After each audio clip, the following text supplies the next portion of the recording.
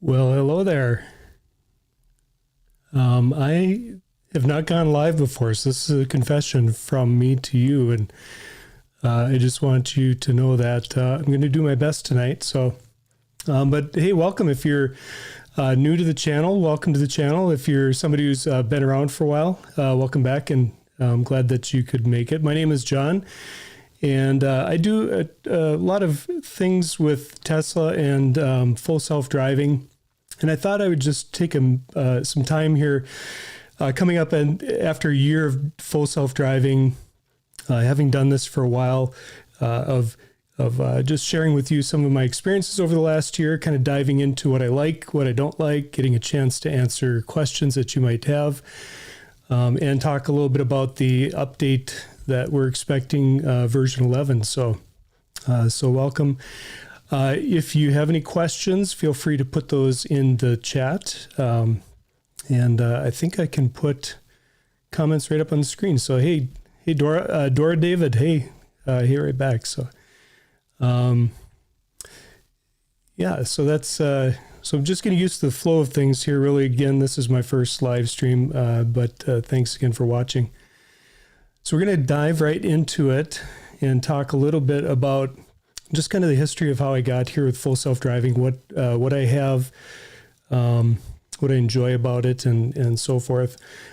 First of all, I'm not listening to anything, and so I can't hear my audio levels. Will you guys let me know? Just throw a quick comment or a thumbs up if you can hear me okay, if the audio level is good, or if you need it louder or quieter, and I'll make some adjustments from there.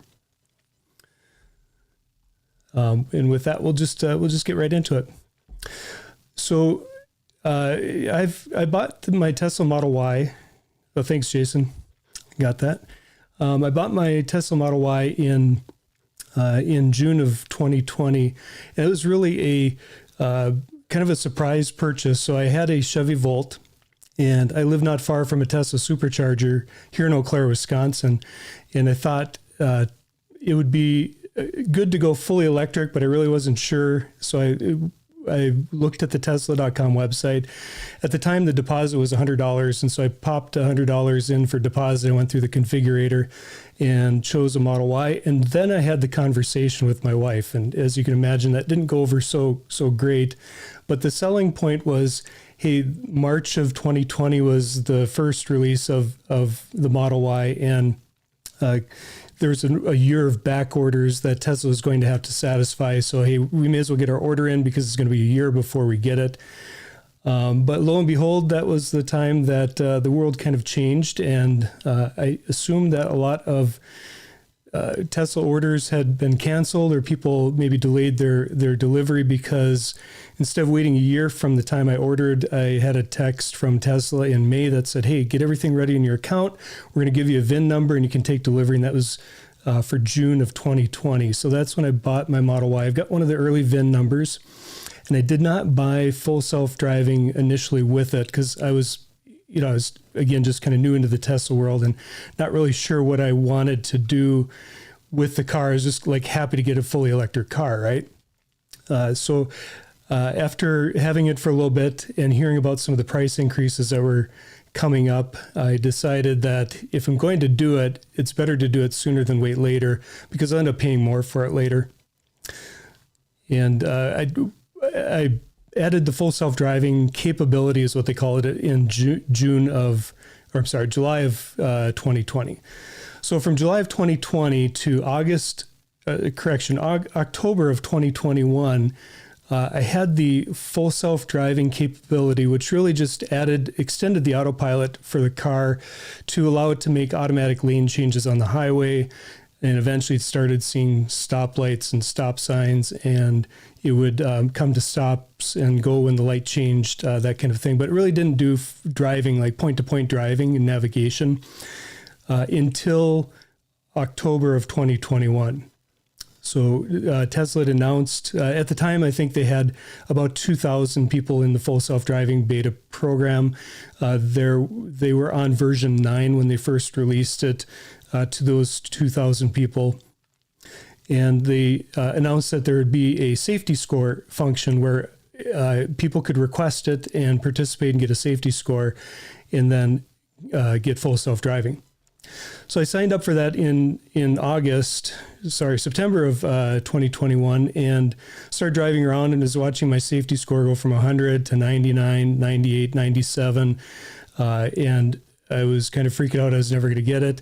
And then, just kind of took it easy for a while, and eventually was able to work that score back up to 99. In October 24th of last year, Tesla released it. So I got in the car, and there was an upgrade available for full self-driving beta. And so I did a quick video of that, and I took it out for the first drive, and ever since then I've been driving it. So I've had the system for just over a year now, and I've been driving it since FSD Beta version 10.3 up until the most recent version that I have, which is 10.69.3.1. And so it went from FSD 9 to FSD 10, and now we're on the cusp of FSD 11, which is the next major update that we would expect to see from it. And so we're very excited to see what that looks like, and be able to see some of the features and advancements for that. And actually, I'm going to just pop over to the desktop here and share this with you guys. So hopefully you can see that okay. And we have release notes for FSD to Beta 11. Let me go ahead and make this just a little bigger, if I can. Here we go. So some of the things that we're expecting to see with FSD Beta 11 is a single stack for the vision and planning stack, which is both on and off highway. So I mentioned before that I had autopilot, and full self-driving was capable on highways, but not on city streets. And so there's this visual change on the screen that happens when you go from highway driving to an off-ramp on a freeway, and then start to drive on city streets. There are lines that appear on the edges of the street. The visualization changes, and it just looks different. And so that's a visual cue that there's another portion of full self-driving that is occurring, or running, software that's running on the system. And so looking at the FSD 11 update notes, it states that legacy highway stack is over 4 years old, and it relies on several single camera and single frame networks, and it's not built for the future expansion and refinements that are needed for full self-driving to make it work better. So what Tesla is doing is merging the highway and the non-highway stack, the city streets, into a single version, into a single kind of platform within FSD. So that's going to be an improvement that we see, and we should see the visualization look or appear the same. I should back up a step with this. This version has not widely released, although it has released to some people. The thought is that it first goes to, when an FSD update goes out, it first goes to Tesla employees, and then it goes to the initial 1,000 or maybe 2,000 beta testers, and then it gets expanded out from there. When I joined the beta testing program, I estimated that there were probably about 10 or 11,000 other beta testers at that time, and now that number is jumped up to 160,000 is what Tesla's planning. So it's been 100,000 for most of this last year, and it's going to continue to be released to people as they request it. Just looking at some of the other updates here, there are improved merging behavior by leveraging lane geometry and lane bounds associated with the course map. We're going to talk a little bit about what that means, because I had to watch the Tesla AI Day presentation several times to get an idea of some of the things that go on behind the scenes with this. It does have added highway behavior to offset away from blocked lanes and generic obstacles like road debris.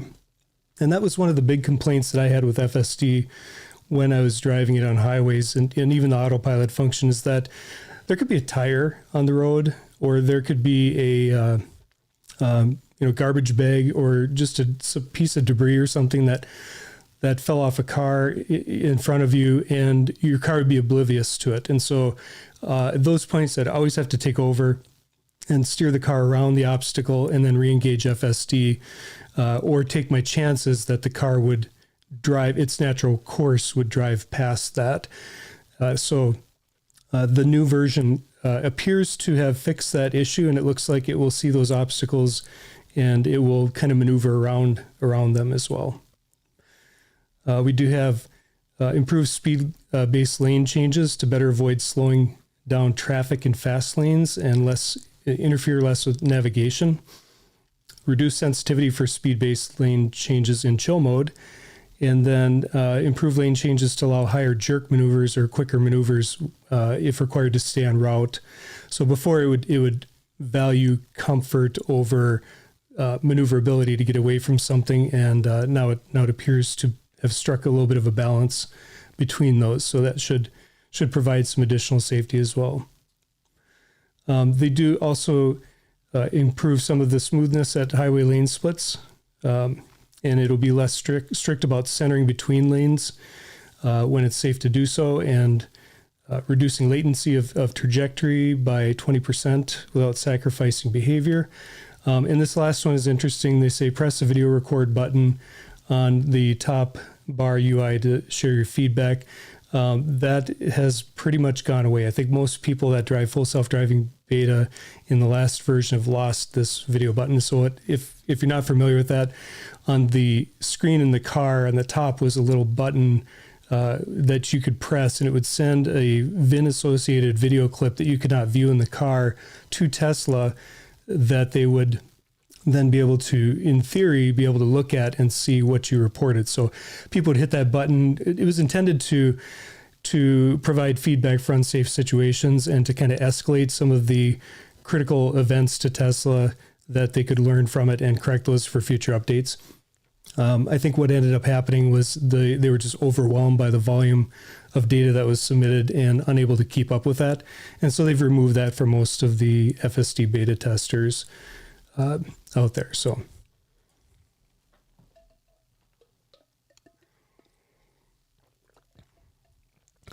I'm just going to drop over here to the chat here for a second and see what we've got going on. So thanks again, Jason, for that, and for John Chapman, same thing. Sound is good. Glad you guys can make it. And Martin as well.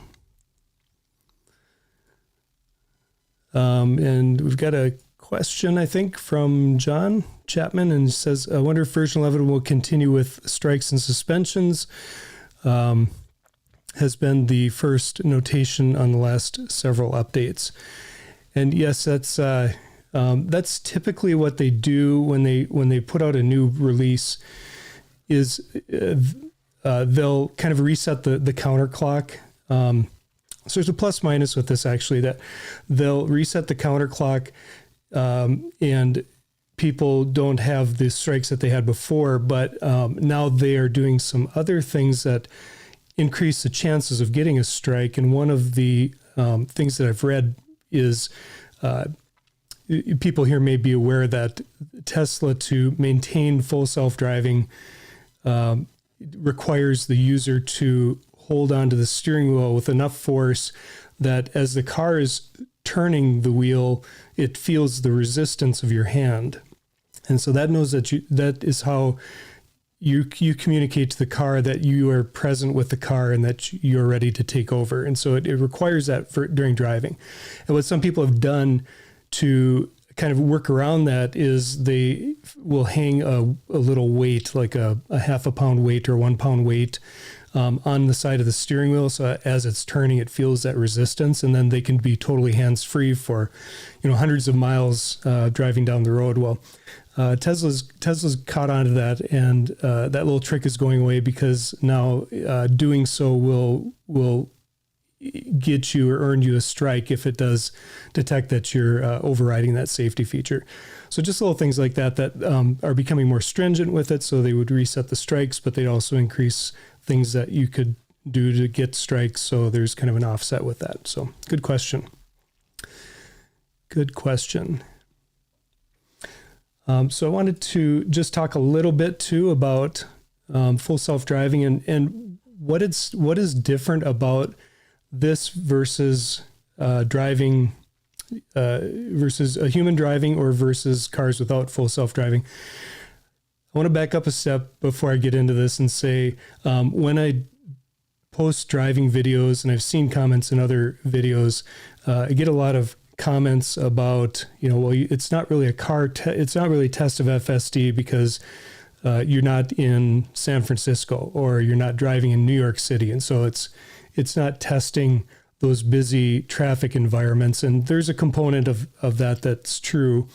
It isn't actually, able to do everything, but it's still reading lane topography. It's still predicting the environment around it.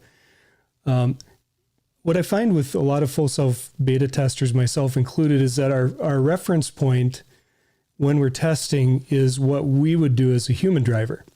So for instance, the car's driving down the road and, maybe it needs to take a corner and it's not doing it as fast as we'd like. Or maybe it's maneuvering to get around a car, but then it camps out in the left lane, and we wouldn't do that as human drivers. And so we get these little frustrations that come up when we're driving. They're kind of nuisance things. We don't want to be obnoxious to the people driving around us.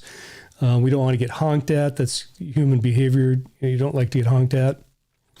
And our point is really to notice these failures in the system. So what we're seeing is, full self-driving didn't do this or didn't do that, or this is what it did, I caught it, whatever. And so we criticize it for things that it doesn't do when our reference point is that of a human driver and what a human driver would do. However, I'm just going to turn my brightness down a little bit. I just noticed that. However, when you think about it, full self-driving is, if you take it from the perspective of an older car, like a gas car or just another EV that does not have full self-driving but has adaptive cruise control or just plain cruise control, that car has sensors that are detecting how fast the car is going. And if it's going too fast, it'll slow down the acceleration. If it's going too slow, it'll speed it up. And so it's just reacting to some very simple parameters, but that's really just looking at what's happening with a sensor in the car, in this case, the speedometer and what the car is doing. And I'm oversimplifying this a little bit because I know with adaptive cruise control, then it adds follow distance to the car in front of it and so forth. But what Tesla's doing in their software is they're actually predicting the environment around the driver. They're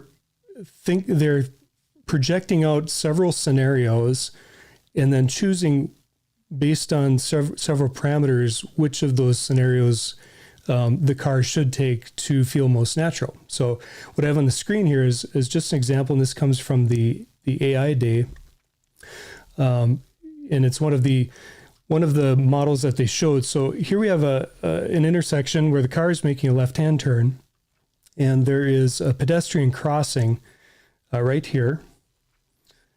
And we see a car that's turning onto that path ahead of this car. And then back here, we see another car coming in from the right-hand side.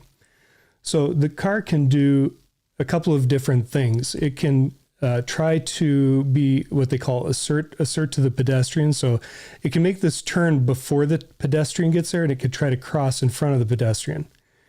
And it can do that and try to get in front of this car, and then it will know that it gets in front of that car. Or it can wait for this pedestrian, and then it can get in front of this car right here. So it can assert to that car.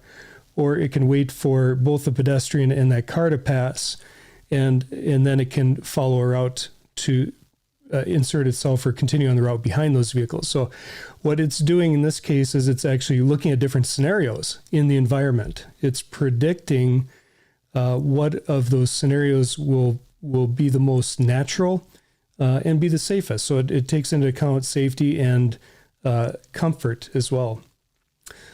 And so we see on this screen right here how they score those different scenarios. So they take the different possibilities that each maneuver could do, and I think I have to move my head up here just a little bit. Give me 1 second. Unlock this scene.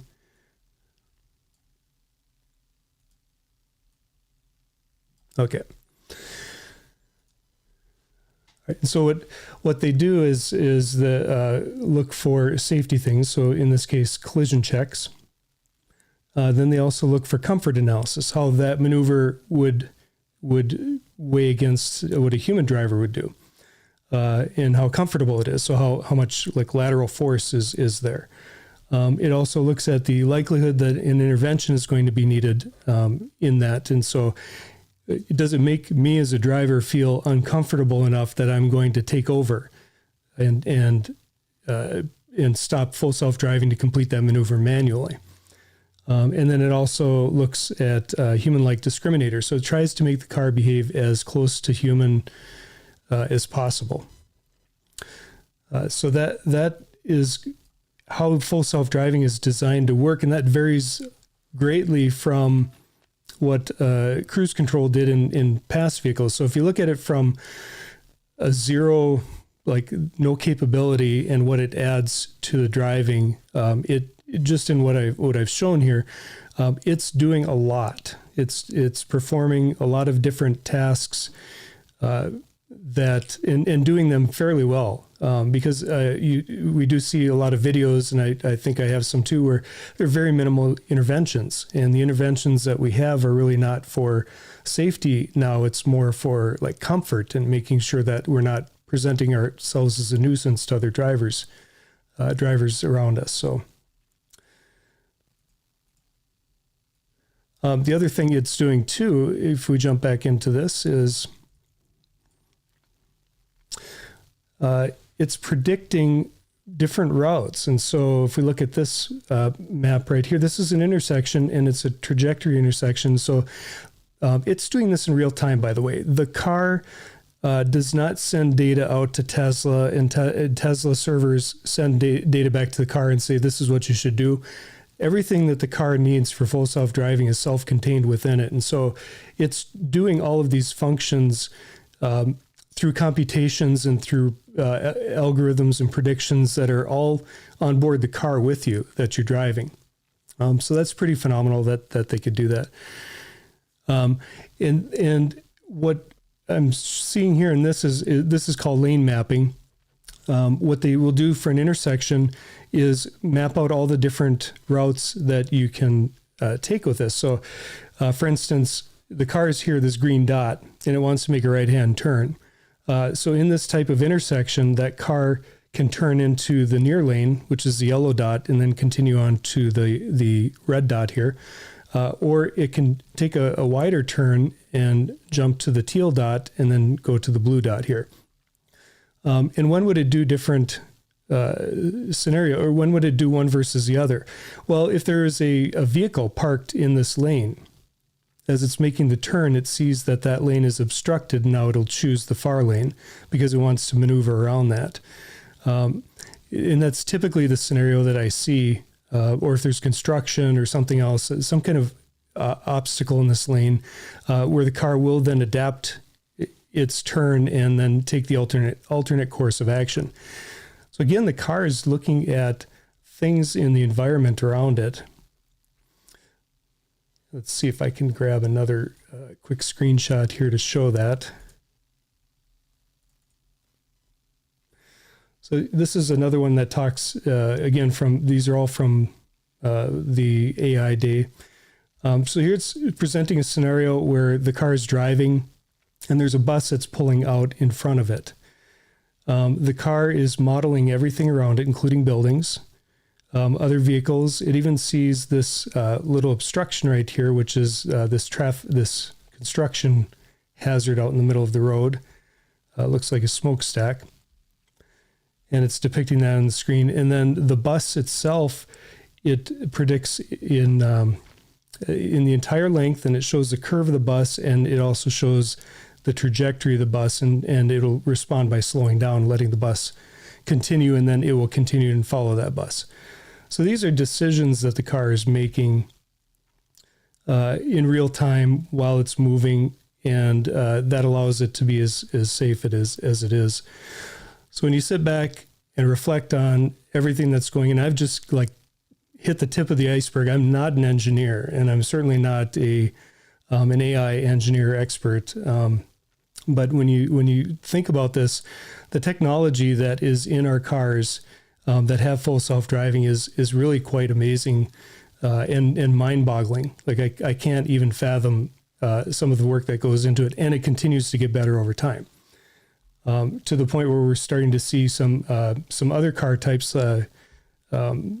In San Francisco, they have a robotaxi, and there's some videos out that show people getting into the back of a car, no driver up front, and that car is operating within a geo-fenced area of the city where it can deliver passengers from point to point, fully autonomous. It's I think level 4 autonomy in that car. So I've been talking for a while. I think I will jump into the comments just for a bit and see what kind of questions we might have.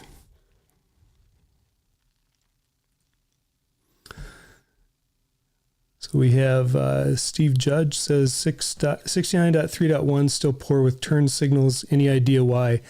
I've noticed that too. That's very interesting. Like the typical scenario that I'll encounter is the car will be in a roundabout, for instance, and it's just kind of traveling a predetermined path inside the roundabout intersection, and it puts on its turn signal to turn in the roundabout, or the car will make a lane change, like to get into a left-hand turn lane. It will not signal a left turn to make the lane change like we would do as a human driver, and then it will signal like right before it makes a turn. And so the question is, do I have any idea why? And I have not seen any data that states why that is occurring. But I do have one quick theory related to that. The car is using two sources of data as it's navigating. It's using a rough map of the lane to get lane topography, and then it's also using the vision-based system, as I showed with the visualization that was up on the screen before, to tell what the environment is around it. And I don't think it always gets that right. I think, it will make a lane change and it thinks it's just following a route when in fact it's making a lane change, and it doesn't recognize that it's doing so. So I think that's something that Tesla has to work on yet, but honestly, and it is a safety issue. I don't want to dismiss it. But honestly, I think they're working on bigger issues in terms of its navigation and so forth. And then we have another question or comment here. Late or canceling when driver has to disengage FSD. I think that's still related to the turn signal. If you want to expand on that, I'll try to answer it if it's something different than that. So thank you very much. Good questions. So we talked about what's coming up in full self-driving in version 11, some of the updates and improvements. The other thing, though, that I would say is Tesla's always surprised us with what seems to be extra. Like this last December, they pushed out the holiday update, which is another big release with Tesla software, and we saw a number of improvements that we weren't expecting. One of those was, and it's just kind of a fun thing, but the holiday light show. You probably have seen videos or heard about cars that open windows, open doors, and play music at the same time. I've got a video on my channel that shows my car doing the same thing, and so that was kind of a bonus thing that was thrown into the update as well. So I'm very curious to see what's going to be released, and I do expect that it probably will be like a holiday update. So we'll probably see it pushed out more broadly to cars towards the end of this month. Going back to what I said before, though, Tesla typically pushes out new versions, like the base version, to a small core group of people. So we have already seen FSD Beta 11 go to employees in a small group of people, and that should be pushed out to a larger group as the month goes on. But it could be FSD Beta 11.1 or 11.1.1 or something like that instead of the 11 that's out right now. And with each dot, we'll get different things added to it and different things in the release notes. So, hey, I've got a visitor here. This is somebody that I've talked to on his live streams. And so we just want to welcome Mr. Camera Junkie. Says, hi, everybody. Hello. Glad you could join us. This is my first live stream, so I'm going to try to do you justice. You've done 104, I believe, live streams, 2 years solid on your channel, and I've watched most of those over the last year, and you've been an inspiration to me to give this a try. So thank you for joining us, and welcome. If anybody has any questions, feel free to pop those into the chat. I see one here from Jason. It says, is there any way to get statistics on how many Tesla owners have FSD in a given geographical area? Kind of. And let me see if I could do this on the fly. Go back to this screen right here. And I will have to bring up a browser. We'll try a different browser here. I've got actually Teslafy, which is a service that I subscribe to. I don't remember how much cost might be in this, but it's pretty nominal. There are a couple of competing ones out there. I'm certainly not sponsored by these guys or have any affiliation. I just happen to use them. And so they have on their fleet right here, your software updates. Give me a second here while I sign in.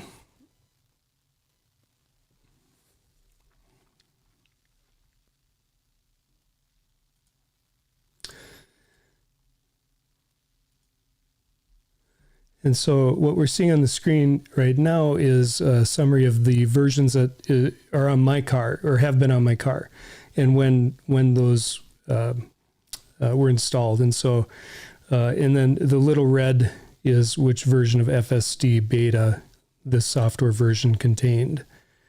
So we can see a good history on a specific vehicle, but there is this software update that talks about the latest fleet updates.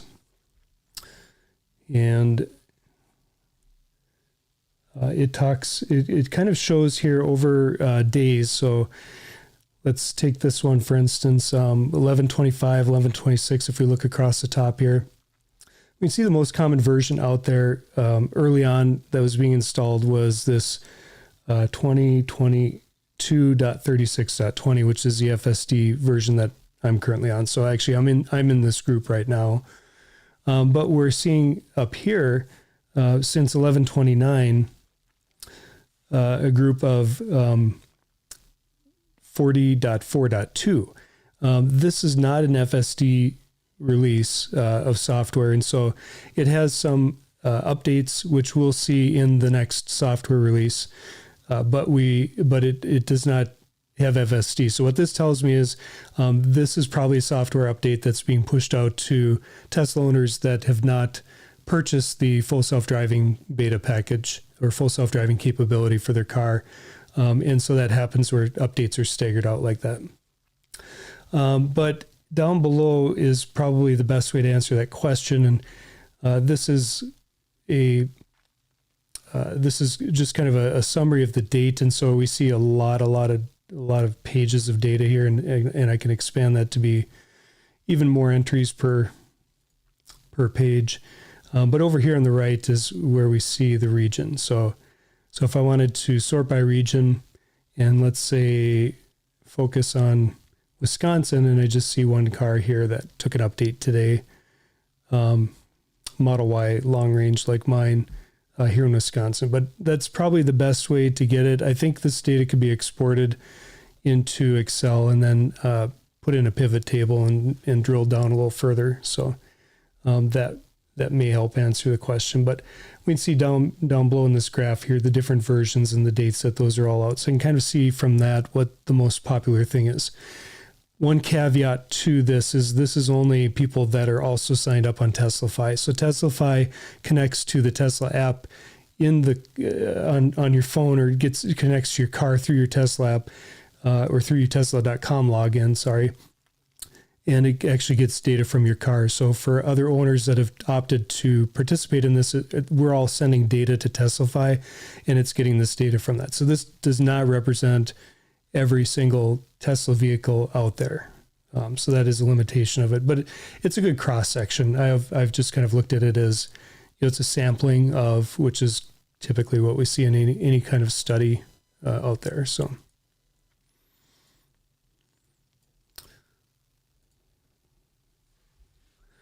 Jason also said it would be interesting to know how many drivers are providing feedback to Tesla on FSD performance in a user's home area. So that's that is interesting.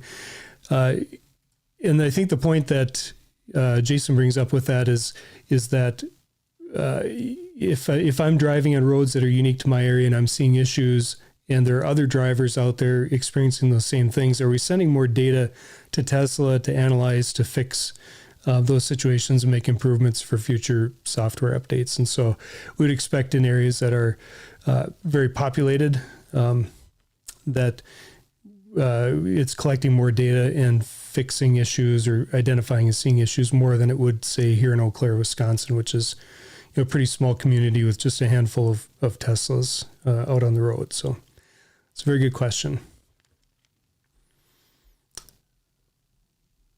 Good. I don't really have a time frame for how long this live stream is. Like I said, it's my first go at it, and I'll hang out here for a couple more minutes to see if any other questions pop in the chat. Otherwise, we're gonna wrap it up here pretty soon.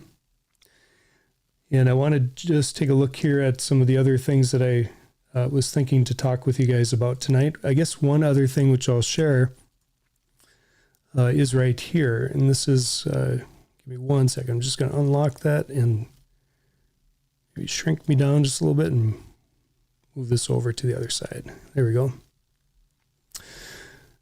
Okay, so this is showing, again, from the AI Day live stream that happened a few months ago.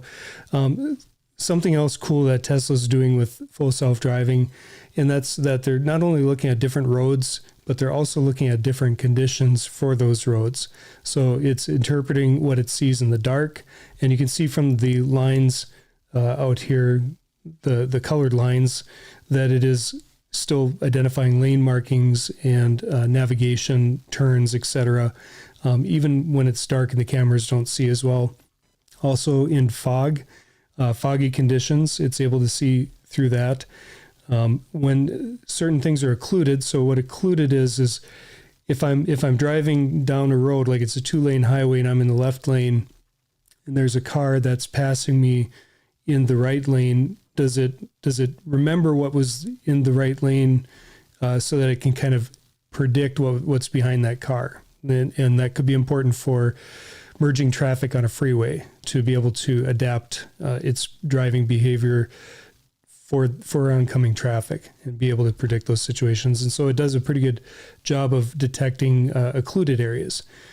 Another one is roundabout situations where you're in a roundabout intersection and the car has to do a 270 degrees. So it goes past 2 of the exit points and exits on the third one, to be able to see if there's traffic coming in towards you as you enter the roundabout, and then as you're going through the roundabout, if there's other traffic that may be a factor. And so that occluded feature is pretty handy there.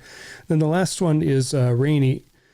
Where this is important is when there are raindrops on the camera. And I do see this when I turn on cameras in the car, because there's a feature where you can enable the cameras. And you'll see some of the cameras have like a lot of droplets on it, and that camera's barely visible. But Tesla, through their modeling, has still been able to predict what the road looks like and visualize that so the car can drive in those situations. Now, I have driven in heavy rain.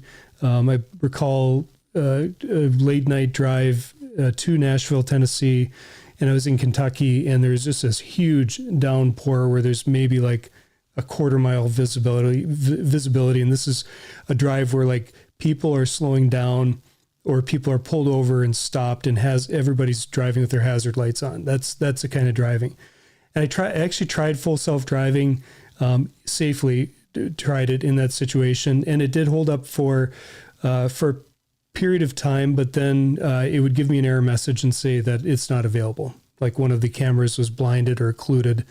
And so it tells you when it cannot see the environment and what's on the screen here, like rainy, it'll handle some rain, but if the camera is just unusable, it's going to give up on that and turn control of the car back over to you, and let you know that it has done so.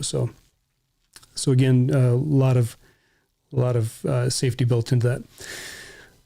One thing that's also cool is that every single Tesla that's sold today has all of the hardware on it to make it full self-driving, both for today and into the future. So what you actually either buy or subscribe to with the full self-driving package is a software key, essentially software key release that opens up software on your vehicle to utilize that hardware.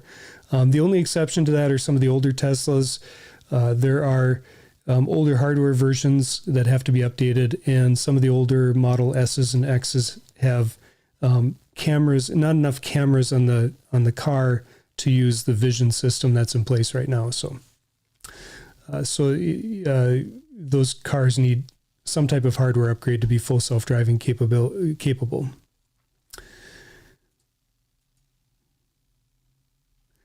I see, FYI, I have a 125-mile round trip daily commute. Wow, that's impressive time in your car, sir.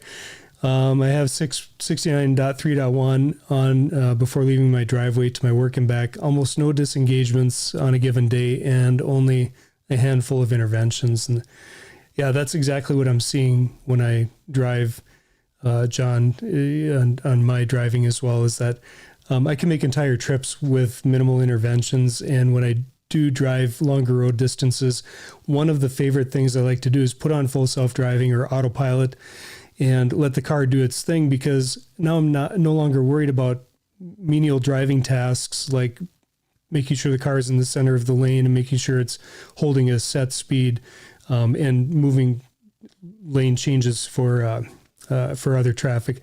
And I'm focused on other things. Like I find myself looking at the ditches because we have a lot of deer and fox in our area, and they tend to pop out at you. And so you want to watch for those so you don't hit a deer.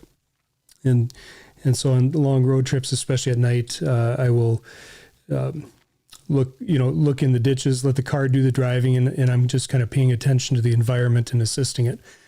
What that results in at the end of the day or at the end of the drive is that I arrive to my destination a lot more refreshed.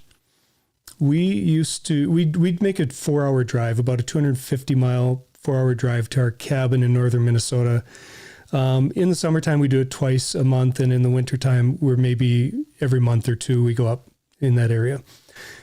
That trip used to be one of contention between my wife and I, because she would want me to drive and I would want her to drive. And so we talk about where we're going to split the drive so that neither of us feels too tired. And now I just drive all the time because the car is actually navigating me from one place to another on that trip. And I arrive after a 4-hour drive feeling really refreshed. In fact, the trip to Nashville is 800 miles. It took me just over 14 hours from door to door to make that trip with the supercharged stops. And other than arriving at 2 a.m, I felt pretty good, pretty alert when I arrived. I definitely did not feel as fatigued as I would have had I been driving the entire trip by hand. So, it's definitely, John, it's definitely a help in any kind of driving. And when it's not making mistakes and the new versions, as they are, not requiring a lot of interventions, it definitely adds to that and makes that experience a lot better. So. Good comment, good thought. So I don't see any other comments here, and I think that's probably going to be good for tonight. I just wanted to kind of get in and talk a little bit about full self-driving. Try out this live experience and see what it's like. But before I leave, I want to say that I started this channel. I've actually had this YouTube channel up since 2012, but I really started posting videos back in August of 2021. And I had, I think, 7 subscribers at the time. In November, right after getting full self-driving, I was at 100 subscribers. And now I'm looking at my counter, and it's telling me that I'm over 1,250 subscribers or somewhere above that. So I just want to thank you guys for those of you that are subscribed to the channel. A lot of content creators and people that post videos like to achieve that 1,000 subscriber mark.